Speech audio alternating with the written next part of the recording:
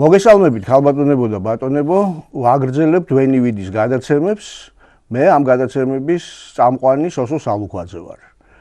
დღეს ჩვენი მოგზაურობა შედგება ერთ ძალიან უნიკალურ საინტერესო მხარეში, ევროპის კონტინენტზე, ჩრდილო-დასავლეთ ნაწილში, რომელსაც ქვია ისლანდია. ისლანდიის შერჩევა თემად იმიტომ გადავწყვიტეთ, რომ ჩემი აზრით ჩვენი ქართველი მაყურებლისთვის არ არის მაინც და მაინც კარგად ნაცნობი ქვეყანა, ზოგადი ინფორმაცია შეიძლება გქონდეს, მაგრამ შედარებით სიღრმისეულად მის შესახებ ბევრი არაფერი ვიცით. არადა ეს ქვეყანა ნამდვილად იმსახურებს ცოტა უფრო ღრმად განხილვას, რადგანაც განსაკუთრებით გეოგრაფიის, გეოლოგიის, ბუნების თვალსაზრისით სრულიად უნიკალურია სხვა ქვეყნებს შორის და გარდა ამისა მოსახლეობის თვალსაზრისითაც ის გამოირჩევა სხვა ქვეყნებისაგან. არის კიდევ ერთი ფაქტორი, რის გამოც ისლანდია ჩემი აზრით საინტერესო უნდა იყოს, ის რომ ეს ქვეყანა, რომელიც ყოველგვარ რესურსებს განსაკუთრებულს მოკლებულია, უკანასკნელი 10 წლეულების განმავლობაში გახდა საკმაოდ დაწინაურებული ეკონომიკურად ერთსულ მოსახლეზე ქვეყანა და ეს ნიმუშით შეიძლება საინტერესო იყოს ქართველი მაყურებლისათვის. დღევანდელ ჩვენს მოგზაურობაში გაგვიძღვება ბატონი ნიკოლოზ რთველიაშვილი, განათლებით გეოგრაფი, გეოგრაფიის დოქტორი და დიპლომატი. და მე შევეცდები, რომ მისი თანამოსაუბრე ვიყო, რადგანაც უნდა გამოგიტყდეთ, რომ ბევრი ჩვენთაგანის მსგავსად ისლანდიაში მეც არასდროს ვარ ნამყოფი, მაგრამ მისწავლია მის შესახებ და გარკვეული დაინტერესება, რა თქმა უნდა, ამ საინტერესო ქვეყნის მიმართ მაქვს. ნიკა, არაფორმალურად მოგმართავთ უკვე. თანაც გავამხელრო ჩვენ ერთად ვსწავლობდით და მეგობრები ვართ. დიახ. მინდა ტრადიციისამებრ რამდენიმე სიტყვით, უბრალოდ რამდენიმე წინადადებით გითხრათ, თქვენ რამ დაგაკავშირათ ისლანდიასთან და საერთოდ ცოტაოდენი თქვენი კარიერის შესახებ, განსაკუთრებით დიპლომატიური კარიერის შესახებ. მოგესალმებით, სოსო მაყურებლებო.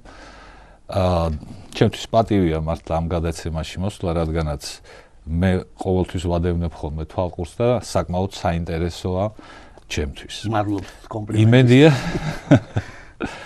იმედია მეც შევძლებ ერთი-ორი ისეთი ფაქტის მოწოდებას, ჩემი გამოცდილების გაზიარებას და თავგადასავალს თუ შეიძლება ესე ითქვას. და დაგაინტერესებთ თქვენც. მე დიპლომატიაში გადავედი თბილისის სახელმწიფო უნივერსიტეტიდან ჯერ კიდევ 92 წელს და იმის მერე უდაბლესი საფეხურიდან უმაღლეს საფეხურზე ავედი, ანუ გავხდი ბოლოს ელჩი. ანუ თქვენ კარიერული დიპლომატი ბრანდები? დიახ, მე კარიერული დიპლომატი გამოვდივარ. ისლანდია ჩემთვის ისევე უცნობი იყო როგორც თქვენთვის, მაგრამ 2011 წელს დავინიშნე ელჩად დანიაში და ვფარავდი დანიიდან ისლანდიას და ნორვეგიას. ერთი წლის მერე ნორვეგიაში უკვე დამოუკიდებელი საელჩო გაიხსნა, მაგრამ მანამდე ნორვეგიასაც ვფარავდი. და 2016 წლის ჩათვლით ვიყავი ელჩი იქ. პირველად, როდესაც გადავწყვიტე ჩავსულიყავი ისლანდიაში და გადამეცა რწმუნებათა სიგელები, ეს იყო 2011 წლის ბოლო, დაახლოებით დეკემბერი. და ჩავჯექი თვითფრინავში და გავფრინდი. მიფრინავს ეს თვითფრინავი, მაგრამ არ თავდება. 3 საათი კოპენჰაგენიდან რეიკიავიკამდე. აი თბილისიდან პატარა ევროპის პირობებში ვენაში რო გავფრინდეთ და დაახლოებით აი ესეთი მანძილია. ასე რომ მიუხედავად იმისა, რომ გეოგრაფი ვარ და ძალიან მიყვარს გეოგრაფია და ვიცი სად არის ისლანდია რუკაზე, ვერაფრით ვერ წარმომედგინა თუ 3 საათი მომიწევდა ფრენა კოპენჰაგენიდან. უნდა ვთქვა, რომ ეს არის ერთ-ერთი ყველაზე უფრო ეგზოტიკური ქვეყანა არა მარტო ევროპაში, არამედ მთელ მსოფლიოში. თავისი ძალიან საინტერესო და ორიგინალური გეოგრაფიით, ლანდშაფტებით, გეოლოგიით და როგორც აღნიშნე, მოსახლეობითაც. არ არის დიდი ქვეყანა, როგორც იცი შენ და როგორც მაყურებელმაც იცის ალბათ. 380,000 მიაღწია აი ამ მიგრაციის დიდი ტალღების მერე მისმა მოსახლეობამ 2015 წლიდან თუ ვიანგარიშებთ. მანამდე 330-340,000 ფარგლებში. სადღაც 300,000 ფარგლებში ვიცოდით ჩვენც რომ იყო, მაგრამ ეხლა მოიმატა. ხო. როდესაც ჩადიხარ ისლანდიაში და თქვათ თუ იქ ტურისტული გიდიც ხდება, ის აუცილებლად გეტყვით, რომ ისლანდიაში ისეთივე ზამთარია, როგორც ნიუ-იორკში. მაგრამ ყოველთვის ავიწყდება, რომ ისლანდიაში ისეთივე ზაფხულია, როგორც ზამთარი ნიუ-იორკში. ანუ მე თუ შეიძლება რომ ჩავერიო და შევაჯამო, ასე ვთქვათ, ეს მონაკვეთი, ის არის ზომიერი ზამთრისა და გრილი ზაფხულის საკმაოდ გრილი ზაფხულის და დაახლოებით 16-17 გრადუსი, 19 გრადუსი ეს 20 გრადუსი დაახლოებით იგივე რა ჩვენთან 40. ცხელა, ძალიან ცხელა. და საერთოდ კლიმატი იცვლება ძალიან სწრაფად. აი მაგალითად რამდენიმე 15 წუთში შეიძლება წამოვიდეს სეტყვა, მზემ გამოანათოს, თოვლით წამოვიდეს და ასე შემდეგ. აი მაგალითად საერთოდ ისლანდიაში თვითონ რეზიდენტი ელჩები, ანუ ვინც იქ არის ცოტა თუ 12 საელჩოა. ჩემ დროს 12 იყო ყოველ შემთხვევაში. და წელიწადში ერთხელ 17 ივნისს ნაციონალურ დღეს მოწვევებს უგზავნიან ყველა ელჩებს, რომ ჩავიდნენ სხვადასხვა ქვეყნებიდან და დაესწრონ ნაციონალური დღის აღნიშვნას ისლანდიაში. და ყოველთვის ნოტას, როდესაც აგზავნიდნენ, ეწერა გთხოვთ, წამოიღოთ თბილი ქურთუკი, თბილი ფეხსაცმელი და ასე შემდეგ. ასე რომ გასაგებია. ნიკა, მე ერთი ესეთი რამ მინდა დავამატო, უბრალოდ რომ შევიქმნათ მეტნაკლები წარმოდგენა, რა თქმა უნდა, მეც არც მაგის ღრმა სპეციალისტი ვარ, მაგრამ ზოგადი გეოგრაფიიდან და გეოლოგიიდან ვიცით თუ რატოა ასე. პირველ ყოვლისა ის რომ ის უნდა აღვნიშნოთ ჩემი აზრით, რომ ისლანდია თავისთავად არის შუა ატლანტური ქედის ჩრდილოეთი ნაწილი და ერთადერთი ნაწილი, რომელიც ამოდის წყლის, ანუ ოკეანის დონის ზევით, ზედაპირზე, შესაბამისად ის ფორმირებულია როგორც კუნძული და აქედან გამომდინარე რა კი ხმელეთია, გახდა შესაძლებელი მისი დასახლება. თუმცა ეს არ არის საკმარისი. ეხლა როდესაც შუა ატლანტურ ქედზე ვსაუბრობ, 18,000 კილომეტრის სიგრძის არის ჩრდილოეთიდან სამხრეთით გადაჭიმული, ხო, ეს უზარმაზარი და მხოლოდ ეს მონაკვეთი შიშულდება და ამოდის ზევით. მეორე ძალიან მნიშვნელოვანი ფაქტორი ის არის, რომ აქ პრაქტიკულად ეს არის გეოლოგიურად აქტიური დღესაც არეალი, რეგიონი, სადაც ორი დიდი ტექტონიკური ფილა თუ ბაქანი ერთმანეთს უახლოვდება და ურთიერთქმედებაშიც გარკვეულში არის. შეგაწყვეტინებ. კი ბატონო, კი. ყოველთვის მიყავთ იქ ჩამსვლელი ტურისტები იმ ადგილას, სადაც ეს ორი ფილა ერთმანეთს უერთდება და არის დიდი ნაპრალი. კი ბატონო. და აი ამბობენ, რომ აი აქეთ არის ევროპა, ევროპა, იქით არის ამერიკა. ისლანდია პრაქტიკულად გეოლოგიურად ორ სხვადასხვა ქვეყნის ნაწილში, ანუ კონტინენტზე მდებარეობს. და აი ეს ნაპრალი, რომელიც თქვენ ახსენეთ, ასევე ძალიან მნიშვნელოვანია, იმიტომ რომ ზედაპირზე რაც არის, შემდეგ ქვევით კიდე ნაპრალი თუ ნასხლეტია უზარმაზარი. მე ნაპრალ რო ჩაიხედავ ნაპრალია, მაგრამ ისე ქვია ამას ნასხლეტი და ამ ნასხლეტიდან ჩაღწევა, ანუ უბრალოდ ამოღწევა ხდება მანტიიდან, დედამიწის, არა ზედაპირიდან, მანტიიდან მაგმისა, რომელიც ლავის სახით შემდეგ მოეფინება, ასე ვთქვათ, ტერიტორიის გარკვეულ ნაწილებზე, ახალ ფორმებს ქმნის, გეომორფოლოგიურ ფორმებს, ერთი და მეორე.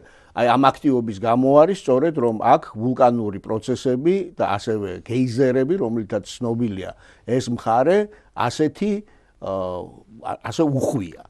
და ქვეყანას ხშირად ეძახიან ცეცხლისა და ყინულის ქვეყანას. არის ცეცხლი, ყინული, ქვიშა, ლავა, მაგმა. აი ეს. უკაცრავად რომ ესეთი ძალიან კარგი ექსკურსია გავაკეთე წიგნიდან გამომდინარე არ მინახია შურს თქვენი რომ თქვენ ეს ნახეთ და ჩაიხედეთ ნასხლეთ თუ ნაპრალში როგორც კი ჩაფრინდები ისლანდიაში იმ წუთში გნუსხავს ის პეიზაჟები რასაც შენ იქ უყურებ ეს არის ლავის საოცარია ლავა ფილდს ეძახიან ლავის მინდვრებს ეს არის გაქვავებული და სხვადასხვა დროის ამოფრქვევის შედეგად ნიადაგის განვითარება სხვადასხვანაირად ხდება. არის ისეთი ლავის მინდვრები, სადაც ხავსიც კი არ არის მოკიდებული ჯერ. არის ლავის მინდვრები, სადაც ხავსია და ცოტა. ანუ შედარებით ახალი, ნაკლებად. რა თქმა უნდა, რაც უფრო ახალია, მით უფრო ქვადარკინა თუ შეიძლება ესე ითქვას. ამიტომ აი რაღაც მე წარმოვიდგენ თითქოს მთვარისეული პეიზაჟი იყო რაღაც. მე ვიდეოებს არ დაგიმალავთ ჩავხედე და ზუსტად ბევრ ადგილას ეს მთვარისეული პეიზაჟის ასოციაცია გამიჩნდა, თუმცა ზოგან ისეთი ლამაზია, მაგალითად იგივე ზოგან ამ ლავას, რომელიც თეთრით შეიძლება იყოს, ვერ გაარჩევ თოვლისგან. კი, მართალია. ნუ თოვლით ჯერ ყინულით დაახლოებით 15%-ია დაფარული ტერიტორიის. და საერთოდ სახნავს სათესი მიწა იქ თითქმის არ არის. კი მოყავთ პომიდორი, ვთქვათ, კიტრი, მაგრამ ეს ყველაფერი სათბურებში ხდება იქ. შეუძლებელია. ნუ სამაგიეროდ არის განვითარებული კარგად მეცხოველეობა. იმიტომ რომ მდელოებია დიდი. დიახ. და ვთქვათ მეცხვარეობა, ხო? ჩვენ წარმოგვიდგენია რომ შევხვდებით ცხრის ფარას, თავისი მეცხვარით. არა, იქ ესეთი რამე არ ხდება. მინდა გითხრათ, რომ აი ვთქვათ კუნძულის ფართობი არის დაახლოებით 100,000 კვადრატულ კილომეტრზე ცოტა მეტი. ფაქტობრივად მეორეა სიდიდით როგორც გრენლანდიის არა, იმაში ევროპაში ბრიტანეთის მერე ყველაზე დიდი კუნძული სწორედ ისლანდია. კი, მართალია.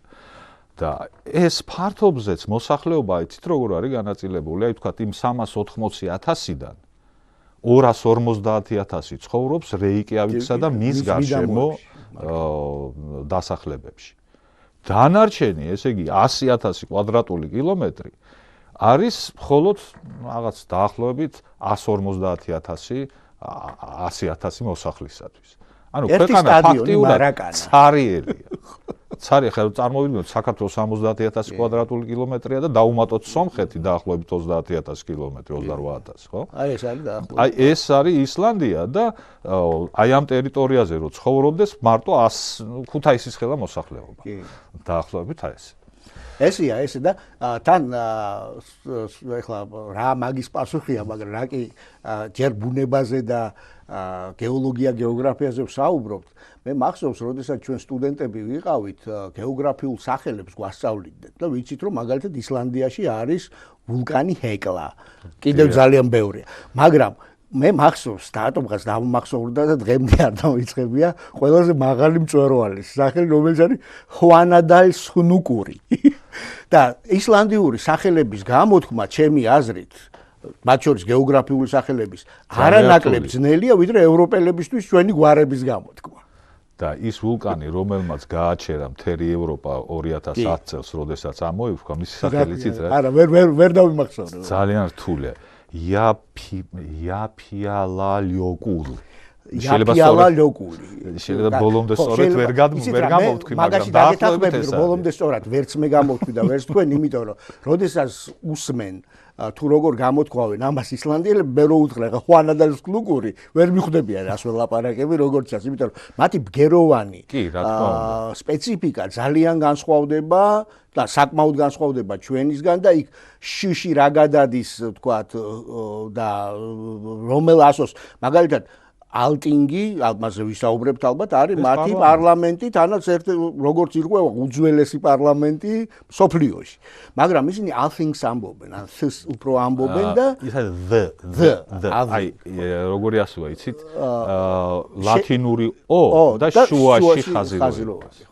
ხო, ამ თვალსაზრისითაც რა თქმა უნდა საინტერესოა, იმიტომ რომ ეს უკვე მათ წარმომავლობაზე ენობრივ კუთვნილებას განიხილავს და სანამ ამაზე გადავალთ, იმიტომ რომ ჩემი შემდეგი კითხვა სწორედ მოსახლეობის შესახებ ვინ არიან ეს ისლანდიელები, მინდა რომ მითხრათ, მაგრამ სანამ ერთ ნიუანსს ჩავამატებთ მე მხოლოდ, რომ გეოგრაფიული ნაწილი ამით უფრო სრულყოფილი გავხადოთ. საერთოდ რატო არის ეხლა ისლანდია მდებარეობს უშუალო მიჯნაზე არქტიკული სარტყლის. არანაირი ლოგიკით იქ პერმანენტული დასახლება წესით არ უნდა იყოს. მით უმეტეს ეხლა დავწინით რომ ის არის ზაფხული არის 17 გრადუსი, მაგრამ 17 კი არა მინუსი უნდა იყოს. შეიძლება რომ არა გოლფსტრიმის თბილი დინება, რომელიც არბილებს ჰავას და რომელმაც საშუალება შექმნა, რომ იქ ადამიანებს პერმანენტულად ეცხოვრათ, თუმცა ეს გვიან მოხდა და აი ახლა ჩემი შეკითხვა სწორედ ეს არის. და ვინ მოვიდა თავში ამ უკაცრიელ გეიზერების რაღაც თვარისეულ ლანდშაფტთან მისვლა და იქ ცხოვრება. პირველად ისტორიული წყაროებიდან ცნობილია, რომ ნორვეგიელები ჩავიდნენ ისლანდიაში. თუმცა, როდესაც ისინი ჩავიდნენ, არმასონი იყო ესეთი ნორვეგიული ერთ-ერთი ტომის ბელადი. და აი ის რომელმაც უკვე პერმანენტული დასახლება გააკეთა. ხო, ის იყო პირველი პერმანენტული მცხოვრები, სხვა შორის ამითიც გამორჩეულია ისლანდია, რომ იქ იციან პირველი მცხოვრები ვინ იყო. არა, ეს ნამდვილად ესე არის. როდესაც ეს არმასონი ჩავიდა, იქ უკვე დახვდნენ ბერები, რომლებიც იყვნენ კელტური წარმოშობის, შოტლანდიელი და ირლანდიელი ბერები, რომელიც მერე ვიკინგებმა ყველანი ასე ვთქვათ, გაასაღეს, მოაშორეს იქაურობას, დახოცეს უბრალოდ და ის ვთქვათ ექსპედიცია, რომელიც პირველად იქ დასახლდა, აღმოჩნდა მხოლოდ კაცების გარემოცვაში. კაცების შემადგენლობით. ცოტა ხანი ფიქრის მერე გადაწყვიტეს, რომ კარგი იქნება თუ ქალებიც ეყოლებოდათ და დაიწყეს თავდასხმები ბრიტანეთის კუნძულებზე და რაც ყველაზე ახლო იყო. ხო, რაც ყველაზე ახლო იყო და ეს ახლო არის დაახლოებით ალბათ 1000 კილომეტრზე მეტი, თან გემით უნდა თვითმფრინავები არ ქონდათ. არა, ვერ დაფრინავდნენ მაშინ. და დაიწყეს მოტაცება იქიდან და ასე ნელ-ნელა წარმოიშვა. ფაქტობრივად მონატყვეები ყავდათ, მე-9 საუკუნიდან დაიწყო. 850-50-იანი წლები. კი ბატონო. 850-იანი წლებიდან. და საინტერესოა ის აი მოსახლეობასთან დაკავშირებით. ჩვენ უცბად გადავხდით მეცხოველეობიდან მოსახლეობას, მაგრამ კავშირშია. მაინც რაღაცა სიტყვა მოიტანა, უბრალოდ ესეც მინდა აღვნიშნო, რომ გენეტიკური შესწავლის შედეგად დადგინდა, რომ მამაკაცური მოსახლეობა არის სკანდინავიური წარმოშობის, მაღლები და ქერათმიანები, ქალბატონების მოსახლეობა კი არის კელტური წარმოშობის. ირლანდიურ-შოტლანდიური, უფრო ირლანდიური. ირლანდიურ-შოტლანდიური. და ფერითაც განსხვავდებიან. არიან შედარებით დაბლები და უფრო მუქთმიანები. ისეთი ვთქვათ, ქერათმები, როგორც ვთქვათ, მამაკაცებს არის. ციტურებიც არიან და წაბლისფერთმიანები და ბრუნეტები. და სხვა შორის მე რაც ამოვიკითხე, ესეც ალბათ მართალი უნდა იყოს, იქიდან გამომდინარე, რაც თქვი, რომ ერთ-ერთი ყველაზე მაღალი ერია, ანუ ეთნოსია, დღევანდელი ისლანდიელები, მამაკაცების საშუალო სიმაღლე აჭარბებს 1.80 და ქალბატონებისა, ხო, 1 და 68 ფარგლებში 70 არა, მაგრამ განსხვავება 12-13 სანტიმეტრი, ახლა ადამიანებს შორის განსხვავება ცოტა არ არის. აშკარად ეტყობა, რომ ქალები უფრო დაბლები არიან და კაცები უფრო მაღლები, ძალიან ათლეტური, ნორდიკული ტიპები, ხო? მივდივარ ახლა წავიკითხე, გვითხრეს, რომ აქ უამრავი ცხარეა, ცხრის ხორცის ექსპორტი ეს ის, მაგრამ ეს ფარას ვერ ხედავ, მაგრამ სამაგეროდ აი ამ ქვეყანაში რომ შემოიარო ყველგან აი ადგილს ვერ დაინახავ, რომ გაიხედო და არ დაინახო 3-4 ცხარი ერთ ადგილას, 4-5 მეორეს და აი ესე არის გაფანტული. ეს ზამთარი რო დგება, მე კრიბავენ ამას, ამ ცხვრებს და შეყავთ თქვათ სადგომებში, ფარეხებში. და რატო, იცით, გარეული ცხოველები არ არის. აი ეს სასტიკად აკრძალულია, მელა, პოლარული მელა, რომელიც ბევრ ზიანს ვერ აყენებს ცხარს, ეხლა შეიძლება პატარა ბატკანი მოიტაცოს, მაგრამ ყოველ შემთხვევაში ეს დიდ გავლენას ვერ აყენებს და სასტიკად აკრძალულია მგლის შეყვანა. ეს კატეგორიულად და ის თეთრი დათვები, რომლებიც შემთხვევით გრენლანდიიდან მოყვებიან ხოლმე აისბერგებს და გადმოდიან, აუცილებლად ნადგურდებიან. 72 რაღაც თელი ამ ისტორიისთვის რაც ცნობილია, 72 თეთრი დათვი მოკლეს ისლანდიაში. როგორც კი გადმოვიდა, რომ არ შეეჭამა ცხვრები ან სხვა საქონელი.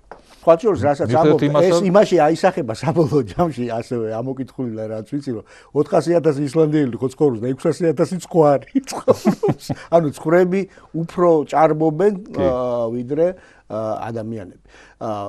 მე ამ საინტერესო ასე ვთქვათ თავისთავად თვითმყოფადი ფაქტიდან გამომდინარე და მართლაც პოლარული მელა ირმები, ასევე ჩრდილოეთის და უფრო მღრღნელები არიან, სხვა ცხოველები არ არიან ასევე საინტერესო ფრინველები და იხვები. ანუ ძალიან შეზღუდულია ფაუნაც და ფლორაც, რა თქმა უნდა, ამ ქვეყანაში. მაგრამ ისტორიას რომ მიუბრუნდეთ ჩვენ, აგერ ვთქვი მე რომ პირველი პარლამენტი ერთ-ერთი, ხო, სინამდვილეში ეს ალტინგი, სწორედ აქ წარმოიშვა და ის კლანების გაერთიანების, კლანების გადაწყვეტილების შედეგად მოხდა, თუმცა სულ 3 საუკუნეც ვერ იარსება, შემდეგ უკვე ომი მოხდა იქ, შემდეგ ნორვეგიელებმა აიღეს მართვა, შემდეგ კალმარის უნია იყო, სადაც ნორვეგია, დანია და შვედეთი შევიდა და უკვე დანიას დაექვემდებარა ნელ-ნელა, მაგრამ სადღაც მე-11 საუკუნის მიჯნაზე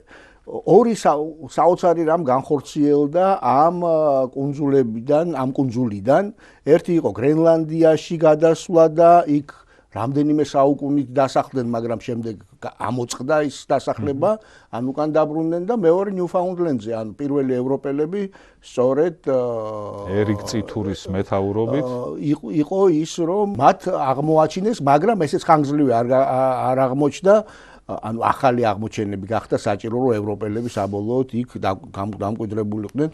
ეს ძალიან საინტერესო ფაქტია. როდის გახდა დამოუკიდებელი ჩვენი ისლანდია? ისლანდიის დამოუკიდებლობა 1944 წლიდან იგი არის სრულიად დამოუკიდებელი რესპუბლიკა. მანამდე მას ჰქონდა გაფორმებული დანიასთან შეთანხმება, უნია, მთლიანად ექვემდებარებოდა მაინც დანიის კონტროლს. აი უკვე 44 წლიდან იგი სრულიად დამოუკიდებელია. ვინაიდან მან ცოტა ისეთი ფაქტი იყო მეორე მსოფლიო ომის დროს, როდესაც დანიამ შემოუშვა გერმანელები, მაშინ თქვა წინააღმდეგო დანიას არ გაუწევია ხო ფაშისტებისთვის. მაშინვე ამერიკელები და ბრიტანელები და მე ამერიკელებს გადაებარა ეს. გადასხდნენ ისლანდიაში, რადგანაც ისლანდია ეკუთვნოდა მაშინ დანიას და დაიკავეს და ამ პერიოდს ისინი ოკუპაციის პერიოდს უწოდებენ თვითონ ისლანდიელები, ბრიტანულ ამერიკული. ნუ შემდეგ ამერიკელები დარჩენ, იქ ბაზაც გააკეთეს, როგორც იცით, და საკმაოდ დიდხანს იყო ეს ბაზა. და სადღაც 2006 წლამდე იყო თუ არ წლამდე 6 წელს ეს უკვე საბჭოთა კავშირის შესაკავებლად იყო, რომ რა თქმა უნდა დაახურეს ეს ბაზა, რამაც ძალიან დიდი უკმაყოფილება გამოიწვია ისლანდიაში, იმიტომ რომ დაახლოებით 20,000 ისლანდიელი მუშაობდა ამ ბაზაზე. და ნეგატიური რეაქცია იყო ისლანდიის მხრიდან. და რაში გამოიხატა, იცით, საქართველოსთან მიმართებაში ეს? მაშინ საქართველოს ნატოში ცდილობდა მაპის მოპოვებას. მაშინ დავიწყეთ. და ზუსტად ბრიუსელში მუშაობდი მაგ პერიოდში.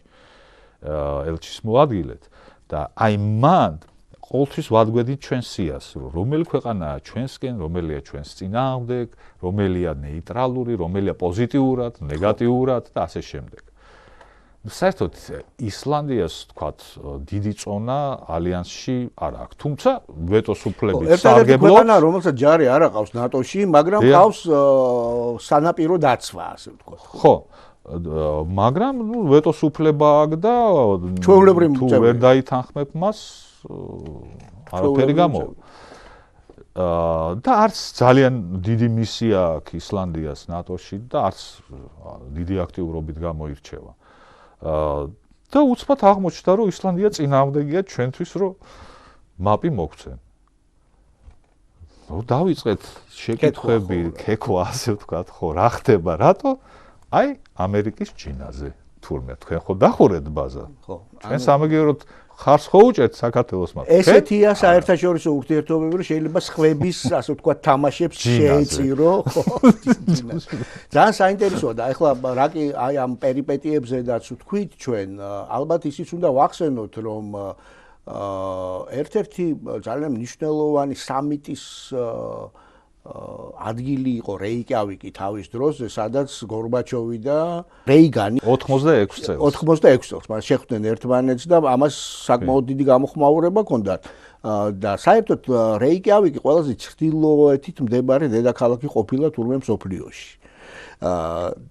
ხო ვერ მეტყვი როგორ გამოიყურება ეს ქალაქი რამდენად საინტერესოა. ჩვენ სამწუხაროდ ბევრი დრო აღარ დაგვრჩა, მაგრამ მაგრამ ერთი ტროლების საკითხი უნდა მოვასწრო აუცილებლად. კი, რა თქმა უნდა. რეიკიავიკი არის დაახლოებით აი ერთ სართულიანს ვიტყოდი მე. ან სართულ ნახევრიანს. მაგათი კირხე არის ყველაზე მაღალი შენობა. თითოეულა დიდი შენობაც არის. საკმაოდ ლამაზი შენობაც არის თითოეულა, მაგრამ მთლიანობაში არის აი აშკარად ეტყობა, რომ ეს პატარა ქალაქია, ჩრდილოური ქალაქია და რაც აი ქუჩაში ვთქვათ, ბევრ ხალხს ვერ ნახავ განსაკუთრებით ზამთრის პერიოდში, იმიტომ რომ ყოველთვის ან ქარია, ან წვიმა, ან არასასიამოვნო ამინდი. ყოველ შემთხვევაში ან თოვლი და ზამთრის განმავლობაში 11 საათზე თენდება და 3 საათზე უკვე ბნელა. ზაფხულის განმავლობაში ერთხელ გავიღვიძე. კი არ გავიღვიძე. მაგამის გამოსვლა. კი არ გავიღვიძე უბრალოდ. არა, აღარ დამეძინა, კი არ გავიღვიძე, აღარ დამეძინა. და ამიტომ სასტუმროები, იმიტომ რომ გარეთ გაიხედა და აბსოლუტურად ცარიელია ზაფხულია, თბილა შედარებით და ხალხი უნდა იყოს გარეთ. და ამ დროს ხედავ, რომ არავინ არ არის. არის ღამე 3 საათი, 2 საათი და ჩვეულებრივი დღის სინათლე. ამიტომ სასტუმროებში ყველგან არის ძალიან შავი ფარდები, სპეციალურად, რომ ეს დააბნელო და დაეცემა. მე ნიკა შვედეთში მქონდა ესეთი განცდა, უმეოში პოლარულზე ჩამოყვანეს და ლექცია დამინიშნე 10 საათზე დილით და დავწექი ახლა გავიღვიძე და არის გაჭახჭახებული მაისი იყო და ვიფიქრე როგორ მომივიდა ამ ხელა გზაზე დამპატიჟე საომიყოლე და ჩამეძილა და დავხედე საათს და 3 საათი იყო დილის უკვე ძალიან განათებული და აი ახლა რაც ჩვენ ვთქვით ეს მისტიკურობა აი ამაშიც ელფების და ტროლების ამბავშიც გამოიხატება ხო ამ წარმართული ტრადიციებიდან გამომდინარე და ამაზე რას გვეტყვით. ესე იგი მე რაც საკითხული მაქვს აი გაზეთებში რაც იბეჭდებოდა პერიოდულად ტარდება მოსახლეობის გამოკითხვა. სჯერათ მათ თუ არ სჯერათ ტროლების და ელფების. დაახლოებით 68%-ს მოსახლეობისას სჯერა, რომ ეს ესეა. და როდესაც პრემიერ-მინისტრს კითხეს იმ დროინდელს აი თქვენ თუ გჯერათ პირადად ამ ტროლების და ელფებისო, მან უპასუხა რომ იცით რაო, რა შეესაქმე. ბებია ჩემიო ძალიან მორწმუნე ქრისტიანი ქალიაო. შესაბამისად არ უნდა სჯეროდეს, ესე იგი, ამ ტროლების და ელფების. მაგრამ ყოველდილითო აგროვებს რაღაც კენკრას, ბოსტანისავით რაღაც რაც იზრდება იქ, თქვათ, სხვადასხვა სახის კენკრას, ბერის ძირითადად. და თებში დებსო ქვაზეო. და მეორე დღეს რომ მიდისო, ცარიელია თებშიო. ესე იგი, არა, ვიღაცა იღებსო ამას და მიაქვს. აბა ვინ უნდა წაიღოს? არ გამოწყდა რო შეერა, მაგრამ აი ესეთ მაგალითი და კიდე ერთი მაგალითია. თქვათ, მივდივარ ერთ-ერთი გასვლითი შეხვედრის დროს მოგვიწყეს ექსკურსია და მივდივართ ავტობანზე, ჰაივეიზე. და ეს ჰაივეი აკეთებს ძალიან ესეთ მოსახვევს. ანუ მიდის კვეთრ მოსახვევს. უვლის გვერდს დიდ ქვას კლდეს. გიდმა გითხრა თვითონ. ვიცით რატო არისო? ეს დაგვიჯდაო 300 მილიონი ისლანდიური კრონაო. აი ეს მოსაბესო, აი, იმიტომ რომ ქვა არ უნდა ავაფეთქოთ. რატო რა შეასაკ? ეს ქვებიო არისო გაქვავებული ტროლები. რომლებიც აი ისინი მზეზე თუ ამოდიან თურმე მაშინ მოყვავდები და სანაპიროზე არის რაღაც ჩვენ არ ვაბრაზებთ მათ თორე ისინი ბოროტები არიანო და შეიძლება ცუდი რაღაცები გავაკეთოთ სანაპიროზე არის ესეთი აი სახელმწიფო წარმოიდგინეთ რამდენი დონეზე რომ არ გაებრაზებინა ერთად ეს არის როგორც ჩანს კულტურული ასე ვთქვათ თავისებურების პატივისცემაც ამავე დროს ხო შეიძლება ძალიან ირაციონალურად მივიღოთ მაგრამ ნუ ინტერპრეტაცია ხო უნდა გავუკეთოთ კიდე ჩემ პირად გამოცდილება ტროლებთან და ერთ-ერთი ესეთი გასვლითი ექსკურსიის დროს მიგვიყვანეს ლავის მინდვრებში, აი ცით როგორია ეს ძალიან ფრთხილად უნდა იარო, იმიტომ რომ ნატეხი ქვებია, გაქვავებული კლდეები და ნაპრალები აქვს. და სხვადასხვა ადგილზე, ვთქვათ, სხვადასხვა ადგილის დათვალიერების შემდეგ მიგვიყვანეს და ეხლა ერთი 10-15 წუთი თუ გნებავთ გაისეირნოთ და ნუ ამინდია, ქარი უბერავს, წვიმა მოდის, სასეირნო ამინდია არა. საშინელი. ნუ გამოვედით მაინც, ჩავიცვით რა თქმა უნდა ყველაფერი და ხილად დავდივართ. დავდივარ და ვიყურები მარტო რომ მოვხვდი ამ ლავის მინდორში. ეხლა არა მოძრეს აქედან ტროლი და არ ჩამატ. გადაგედო ანუ. ანუ, როდესაც ესეთ გარემოში ცხოვრობ, როდესაც ეს არის ზამთარი, სუბნელა და ერთი სახლი 1 კილომეტრშია და მეორე სახლი 10 კილომეტრის იქით და გამოდიხარ აი ესეთ სიტუაციაში, რა თქმა უნდა. მართლა ფსიქოლოგიური ჩემონიკა ძალიან დიდი მადლობა ესეთი საინტერესო თხრობისთვის, იმიტომ რომ ჩვენ ახლა პირად ემოციებსაც ვისმენთ, რაც ჩემი აზრით ამ გადაცემისთვის ერთ-ერთი ძალიან საინტერესო. მე უბრალოდ ერთი ფაქტი მინდა კიდევ ვთქვა, რომ ისლანდია ხო არის მსოფლიო ჩემპიონი ერთსულ მოსახლეზე ნობელის პრემიის ლაურეატების თვალსაზრისით ჰარალდ ლაქსნესი იყო ასეთი მწერალი, მეტი არ აყავთ, ერთი ყავთ. მაგრამ მოსახლეობა იმდენად ცოტა, რომ მაინც პირველ ადგილზე გამო. ბევრის საუბარი შეიძლება არ გაგვიხსენებია მაგალითად იგივე საჭადრაკო ფინალი რაც შემოვა ფიშერის და სპასკისა, ხო, საიდანაც პირველად გავიგე, რომ რეიკიავიკი საერთოდ არსებობდა და ბევრი სხვა რამ არ ბლუ ლაგუნა, რომელიც არის ბლუ ლაგუნა, გადასარევი, სადაც ხო თბილი ეს წყალში გეიზერებში და იცით რომ შემთხვევით წარმოიშვა? არა.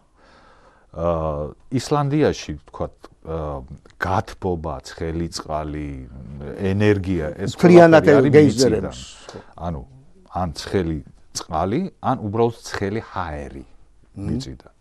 აი ერთ-ერთი ესეთი თქვათ მცდელობისას რომ ამოეღოთ ეს ცხელი წყალი და გაეშვათ. ნიადაგი. დაიწყო წყალმა ამოსვლა, ამოვიდა და პირველად ეგონათ ეკოლოგიური კატასტროფა. და ნუ აი არ იცოდნენ რა ექნათ, მაგრამ მე რომ შეხედეს რომ თქვათ კატასტროფა ამან არ გამოიწვია და უბრალოდ ტბა გაკეთდა, ძალიან ლამაზი. დაახლოებით 38-27-39 გრადუსია ტემპერატურა. და წლის ნებისმიერ დროს ჩადიხარ ამ და ლაგუნაში იღებ აბაზანებს და იღებ აბაზანებს გარშემო თოვლიანი მთები და შენ გცხელა. იცით კიდევ ერთხელ ძალიან დიდი მადლობა აი ამის მოყოლისთვისაც და იმის გამო რომ ჩვენ არა გვაქვს საშუალება რომ ყველაფერზე ესე ხატოვნად ვისაუბროთ მე მადლობას გადაგიხდი ჩვენს მაყურებელსაც მადლობას გადაუხდი და დაუტოვებ მას მოკლე ვიდეოს რომელიც აი ესეთ საოცარ სილამაზეს გააცნობს მათ რაც ისლანდიას ეხება დიდი მადლობა მადლობთ დიდი მადლობა მომავალ შეხვედრამდე